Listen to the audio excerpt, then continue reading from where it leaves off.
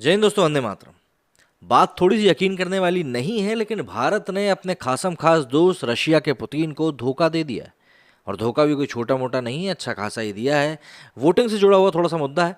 इसी के साथ चाइना ने भी थोड़ा सा खेल करके दिखा दिया, और चाइना तो वैश्विक पटल के ऊपर उसको जहां भी मौका मिलता है वो एक भी मौका नहीं छोड़ता। यहाँ पर भी उसने वही काम किया है। तो आज के इस वीडियो में हम लोग बात करने वाले हैं इसी बारे में कि आखिर भारत ने ऐसा क्या किया है रूस के साथ जो कि उसको धोखे जैसा फील हो रहा है, और भारत को क्या ऐसा ठोस कारण मिल गया था कि उसको रशिया के साथ ऐसा काम करना पड़ा जो कि उसके साथ हर कदम के ऊपर बिल्कुल कंधे से कंधा मिलाकर खड़ा रहता है। भारत ने संयुक्त राष्ट्र सुरक्षा परिषद मतलब कि यूएनएससी में यूक्रेन पर एक प्रक्रियात्मक मतदान के दौरान रूस के खिलाफ बुधवार को पहली बार वोट दे दिया। संयुक्त राष्ट्र की 15 सदस्यीय सुरक्षा परिषद ने यूक्रेन के राष्ट्रपति व्लादिमीर जेलेंस्की को इस दौरान वीडियो टेलीकॉन्फ्रेंस के जरिए बैठक को संबोधित करने के लिए आमंत्रित किया। रूस की सेना ने फरवरी में यूक्रेन पर हमला कर दिया था। इसके बाद से यूक्रेन के मामले पर भारत ने पहली बार रूस के खिलाफ मतदान किया है। अभी तक नई दिल्ली संयुक्त राष्ट्र सुरक्षा परिषद में यूक्रेन के मामले से बचता ही रहा था, जिससे कि अमेरिका समेत पश्चिमी देश नाखुश थे।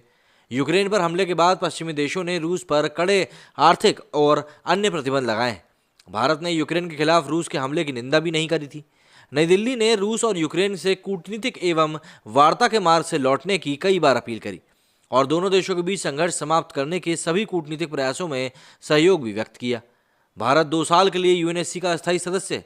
उसका कार्यकाल दिसंबर में समाप्त होगा। सुरक्षा परिषद ने यूक्रेन की इंडिपेंडेंस की 31वीं वर्षगांठ पर 6 महीने से जारी युद्ध की समीक्षा के लिए बुधवार को एक बैठक करी। जैसे ही बैठक शुरू हुई, संयुक्त राष्ट्र में रूस के राजदूत वालिसी ए नेम्बेजिया ने वीडियो टेलीकॉन्फ्रेंसिंग द्वारा बैठक में जेलेंस्की की भागीदारी के संबंध में एक प्रक्रियात्मक वोट कराने का अनुरोध किया। इसके बाद इसके पक्ष में 13 सदस्यों ने वोट किया, जबकि रूस ने इस निमंत्रण के खिलाफ मत दिया था और चीन ने वोट ही नहीं दिया। इससे पहले यूक्रेन के 31वें स्वतंत्रता दिवस पर मध्य निप्रोपेट्रोस क्षेत्र में चैपलिन ट्रेन स्टेशन पर रूसी गोलाबारी में कम से कम 22 लोग मारे गए। यूक्रेन के राष्ट्रपति वोलोडिमिर जेलेंस्की ने राष्ट्र के नाम दिए गए अपने संबोधन भाषण में यह जानकारी दी। राष्ट्रपति के हवाले से यह भी कहा गया कि मृतकों में से 5 के शव रेलवे ट्रैक से बरामद किए गए। तलाशी और बचाव अभियान जारी है। पहले की जानकारी के अनुसार गोलाबारी में और भी कई ज्यादा क्षति पहुंची थी, लेकिन चाइना ने सिर्फ यही हरकत नहीं दी है। दरअसल भारत ने सोमवार को संयुक्त राष्ट्र सुरक्षा परिषद यूएनएससी में चीन को इशारों में आतंकवाद और उसकी विस्तारवादी नीति पर आईना भी दिखा दिया है। सुरक्षा परिषद में भारत की दूत रुचिरा कंबोज ने कहा कि दुनिया में सुरक्षा तभी संभव है जब सभी देश आतंकवाद जैसे खतरों के खिलाफ एकजुट हो जाए। उन्होंने कहा कि इस बारे में बात करते वक्त दोहरे मानक नहीं होने चाहिए। भारतीय दूत की टिप्पणी इस मायने में महत्वपूर्ण है क्योंकि बीते दिनों चीन ने पाकिस्तानी आतंकी अब्दुल रहमान मक्की को सुरक्षा परिषद के प्रतिबंधों के तहत लाने की कोशिश में रोड़ा अटका दिया था।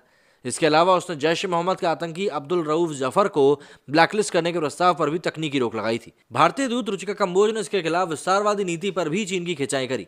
उन्होंने कहा कि यथास्थिति को बदलने की जबरदस्ती या फिर एकतरफा कार्रवाई सामान्य सुरक्षा के खिलाफ है। साझा सुरक्षा तभी हो सकती है जब देश एक दूसरे को क्षेत्रीय अखंडता और संप्रभुता का सम्मान करेंगे। कंबोज ने कहा कि देशों को दूसरों के साथ उन समझौतों का सम्मान करना चाहिए जिन पर दस्तखत दिए गए। उन व्यवस्थाओं को रद्द करने के लिए एक तरफा कोशिश भी नहीं करनी चाहिए जिनका वो हिस्सा रहे।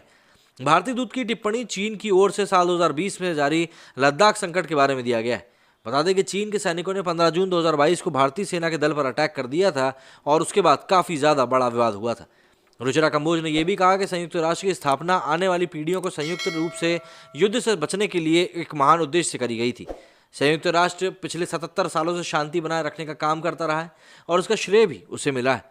उन्होंने कहा कि आज की सुरक्षा परिषद बैठक भारत के बहुपक्षवाद के आह्वान के बारे में भी गंभीर चर्चा कर सकती है। इसमें सुरक्षा परिषद का सुधार भी शामिल है।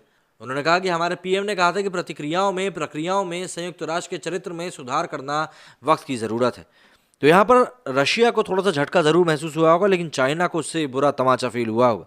तो इसीलिए कहा जाता है कि भैया आपको अपना हर एक कदम सोच समझ कर सही वक्त देखते हुए उठाना चाहिए। आपका क्या कहना है इस पूरे मामले में कमेंट करके जरूर बताएं। मेरे स्टूडियो फिलहाल नहीं। जय हिंद, जय भारत।